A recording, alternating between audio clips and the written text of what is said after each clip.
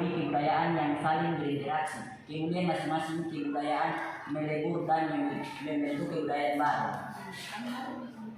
Gambar yang samping menunjukkan bangunan masjid bercampuran bangunan Cina. Termasuk dengan kompetisi. Kompetisi adalah persaingan, merupakan suatu proses sosial di mana individu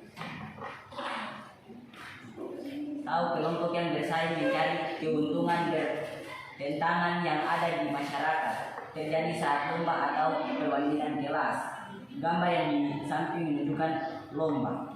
Lalu kelompok berapa gagasan yang paling menarik? Kelompok satu. Jadi kelompok bisa memilih kelompok saja gagasannya paling menarik. Coba baca. Akomodasi adalah merujuk pada berbagai macam pergantian kerja antara individu atau kelompok-kelompok. Konflik, adanya perbedaan kepentingan. Oke. Jadi dari kelompok 3 perhatikan dia mendapatkan asimilasi. Gambarnya itu percampuran dua budaya menjadi satu. Coba lihat gambarnya, bangunan masjid bercampur dengan bangunan Cina. Itu kebudayaan yang bercampur. Lalu kompetisi, artinya persaingan. Di gambar dia menunjukkan lomba cerdas cermat. Itu sudah termasuk kompetisi atau persaingan, tapi secara sehat ya. Nah, dari kelompok 3 memilih gagasan yang paling menarik dari kelompok 1, yaitu konflik dan akomodasi. Ya, sudah. Sekarang sementara waktu. Gambar di samping menunjukkan seorang mendamaikan dua orang yang berselisih. Ya. Konflik atau pertikaian, suatu proses sosial di mana individu maupun kelompok berusaha untuk memenuhi tujuannya. Adanya beberapa penyebab terjadinya pertentangan antara lain. Yang pertama, adanya perbedaan antara individu satunya dan individu lainnya. Yang kedua, adanya perbedaan kebudayaan. Yang ketiga, adanya perbedaan kepentingan. Dan yang keempat, perubahan sosial. Dapat di samping menunjukkan satu kelompok bertikai dengan kelompok lainnya. Oke. Kamu sebutkan kelompok gagasan dari kelompok mana yang paling menarik? Bilang. Gagasan dari kelompok 3. Gagasan yang paling menarik. Yang paling menarik adalah gagasan dari kelompok 3. Yaitu apa? Yaitu asimilasi adalah proses bertemunya dua atau lebih kebudayaan yang saling berinteraksi. Dan kompetisi adalah persaingan kelompok-kelompok atau individu untuk meraih keuntungan. Ya, oke. Beri terus dulu. Dari kelompok 1, kontravensi. Kontravensi merupakan sikap yang tersembunyi terhadap pihak yang lain atau terhadap unsur-unsur kebudayaan suatu golongan. Sikap tersebut dapat berubah menjadi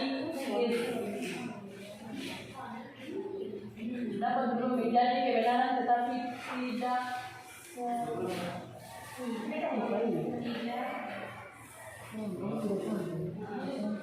sampai menimbulkan pertikaian. Terus gambar yang di atas merupakan sikap orang. Gambar di atas menunjukkan kelompok orang bergosip berdas-dasus tentang satu orang. Ya, lanjut yang gambar kedua. Gambar kedua, kerjasama. Ya. Kerjasama merupakan proses sosial di mana di dalamnya terdapat aktivitas. Kerjasama merupakan tertentu yang ditujukan untuk mencapai tujuan bersama dengan saling memahami terhadap aktivitas masing-masing. Gambar di samping menunjukkan masyarakat bekerjasama membangun jalan. Kelompok mana yang paling menarik? Kelompok mana yang paling menarik yang kamu pilih? Kelompok 3. Dari kelompok 3, baca ya. Dari kelompok 3 apa? Asimilasi. Asimilasi adalah proses bertemunya dua budaya menjadi satu. Terus kompetisi adalah persaingan. Ya, oke. Nah, jadi kelompok 2 itu gambarnya kontravensi sama kerjasama. Kontravensi itu artinya berdesas-desus, bergosip tentang orang lain.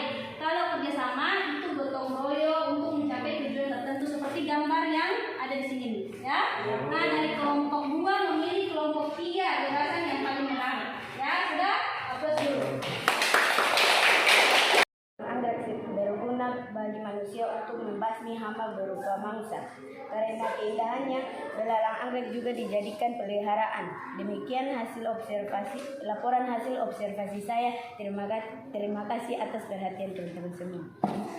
Belalang anggrek terdiri atas kepala, toraks, dan abdomen. Di bagian kepala terdapat mata menjemuk, mulut, dan 2 buah antena seperti benang, seperti jenis belalang sentandu lainnya. Kepala belalang anggrek dapat berputar 360 derajat. Di bagian toraks terdapat 3 pasang kaki. Kaki depan belalang anggrek yang panjang dan kuat dilengkapi dengan duri dan cepit. Belalang anggrek memiliki 2 pasang sayap yang menutup bagian abdomennya. Sayap depan berfungsi melindungi sayap belakang sehingga teksturnya lebih keras. Terima kasih. Oke. Bagus atau pemakan. Beberapa jenis mangsa. Mereka memangsa serangga lain yang bertubuh lebih kecil, seperti jangkrik, capung, lebah, dan lalat. Belalang anggrek menggunakan bentuk dan warna tubuhnya untuk menarik perhatian mangsa. Saat mangsa mendekat, mereka akan menggunakan kaki depannya untuk menangkapnya. Belalang sembah hanya memangsa hewan yang masih hidup. Belalang anggrek merupakan hewan yang mengalami metamorfosis tidak sempurna. Fase hidupnya terdiri dari telur nimfa dan dewasa dalam betina dapat bertelur sampai 300 butir. Telur tersebut diletakkan dalam sarang berbentuk buih putih yang disebut orteka. Orteka lama-lama akan mengeras dan melindungi telur-telur dari panas dan hujan. Telur-telur tersebut membutuhkan waktu sekitar 6 minggu untuk menetas. Saat menetas, nimfa belalang sembah sudah menyerupai belalang anggrek. Dewasa itulah mengapa belalang anggrek disebut mengalami metamorfosis tidak sempurna. Objek yang diobservasi adalah belalang anggrek. Pertama-tama, saya akan menyampaikan informasi umum terkait dengan belalang anggrek. Belalang anggrek atau Hymenopus cornacus adalah salah satu jenis belalang sentadu atau belalang sembah yang hidup di Indonesia dan kawasan Asia Tenggara lainnya. Seperti namanya, belalang ini memiliki bentuk dan warna yang menyerupai bunga anggrek. Terima kasih. Oke. Pada bagian dari Suara besar. Pada laki-laki mesti suara besar. Berbeda antara jantan dan betina. Panjang tubuh belalang anggrek jantan sekitar 2,5 kurang 3 cm, sedangkan betina 6 kurang 7 cm. Tubuh mereka berwarna putih dengan aksen merah muda, lembut atau cerah. Beberapa belalang bahkan berwarna benar-benar putih atau merah jambu. Namun, belalang anggrek dapat mengubah warna tubuhnya dalam hitungan sehari bergantung pada kondisi lingkungan seperti kelembapan dan kondisi cahaya. Belalang anggrek merupakan predator polifagus atau pemakan beberapa jenis mangsa. Mereka memangsa serangga lain yang bertubuh lebih kecil seperti jangkrik, capung, lebah, dan lalat. Belalang anggrek menggunakan bentuk dan warna tubuhnya untuk menarik perhatian mangsa. Saat mangsa mendekat, mereka akan menggunakan kaki depannya untuk menangkapnya. Besar. Ukuran tubuh belalang anggrek berbeda antara jantan dan binatang. Panjang tubuh belalang anggrek jantan sekitar 253 cm, sedangkan betina 6 cm. Tubuh mereka berwarna putih dengan aksen mereka mudah, lembut atau cerah. Beberapa belalang bahkan berwarna merah putih atau merah jambu. Namun belalang anggrek dapat mengubah warna tubuh dalam hitungan sehari bergantung pada kondisi lingkungan seperti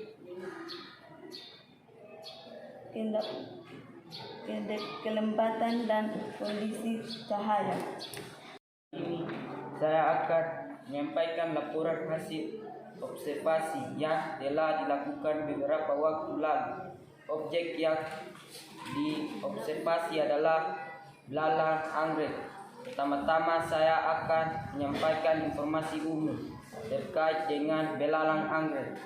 Belalang anggrek atau Hymenopus chronatus adalah salah satu jenis belalang sentandu atau belalang sembah yang hidup di Indonesia dan kawasan Asia Tenggara lainnya. Seperti namanya, belalang ini memiliki bentuk dan warna yang menyerupai bunga anggrek. Terima kasih. Saya akan menyampaikan manfaat belalang anggrek. Belalang anggrek berguna bagi manusia untuk membasmi hama berupa serangga karena keindahannya. Belalang anggrek juga dijadikan peliharaan. Demikian laporan hasil observasi saya. Terima kasih atas perhatiannya teman-teman semua.